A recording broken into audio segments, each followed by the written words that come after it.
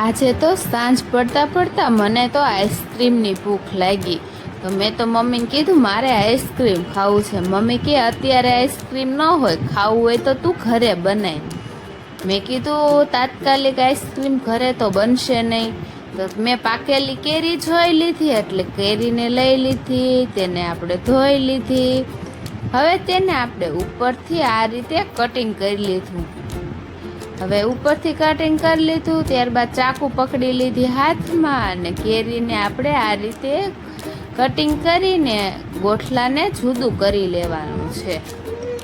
ગોઠલું જુદું કરીને વિચાર આવ્યો કે આઈસ્ક્રીમ બનતા તો લાગશે વાર, તો દુકાનેથી આઈસ્ક્રીમ લઈ આવ્યા અને આઈસ્ક્રીમ તો મેં ખાઈ લીધું. મમ્મી કે તે ભલે આઈસ્ક્રીમ ખાઈ લીધું, પણ તું અમારા માટે કેરીનો આઈસ્ક્રીમ બનાવ. તો કેરીને હવે આપણે ગોઠલું જુદું કરી જ લીધું છે, એટલે હવે કેરીનો આઈસ્ક્રીમ બનાવી જ નાખવી. તો હવે કેરીને ગેટલું કાઢીને આપણે સાઈડમાં મૂકી દેવાનું છે. ત્યારબાદ હવે એક વાસણ લેવાનું છે અને તેમાં આપણે લીટર જેટલું દૂધ લઈ લેવાનું છે. દૂધ ગરમ થાય ત્યાર સુધીમાં આપણે ડ્રાયફ્રૂટને કટિંગ કરી લેવી. તો હવે અહીંયા અમે કાજુ, બદામ, પિસ્તા અને અખરોટ લઈ લીધા અને તેને ઝીણા ઝીણા આપણે કટિંગ કરી લીધા.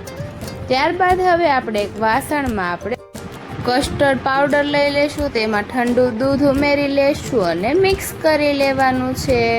હવે જે ગરમ દૂધ થાય છે તેમાં તે કસ્ટર્ડવાળું દૂધ એડ કરી લેવાનું છે અને તેને મિક્સ કરી લેવાનું છે.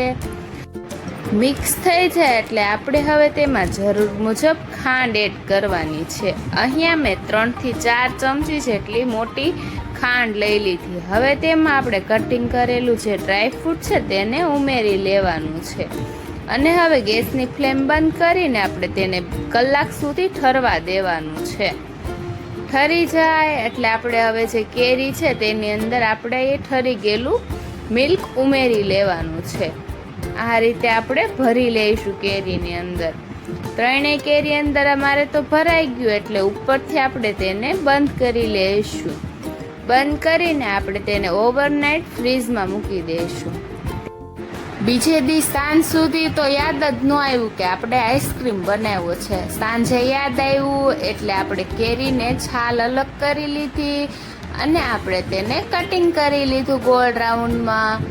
હવે તેને એક ડીશમાં મૂકી લઈશું અને ઠંડુ ઠંડુ સર્વ કરવાનું છે. મમ્મીએ તો પૂછી લીધું એવી તારું આઈસ્ક્રીમ તૈયાર થયું કે નહીં, તો સૌથી પહેલાં આપણે મમ્મીને જ આપીશું. તો હવે એક ડીશમાં આપણે સર્વ કરી લઈશું.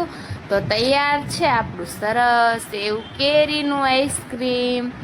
તો તમે પણ તમારા ઘરે આ ઉનાળાની સિઝનની કેરી હોય એટલે આઈસ્ક્રીમ તમે જરૂરથી ટ્રાય કરજો, જે ખાવામાં એકદમ મસ્ત બન્યું છે. તો હાલો આપણે મમ્મીને ટેસ્ટ કરાવીએ. એની હારે મારો જયવર્ધન પણ હશે, એને પણ ટેસ્ટ કરાવ. મમ્મી, આ મેંગો આઈસ્ક્રીમ બનીને તૈયાર છે.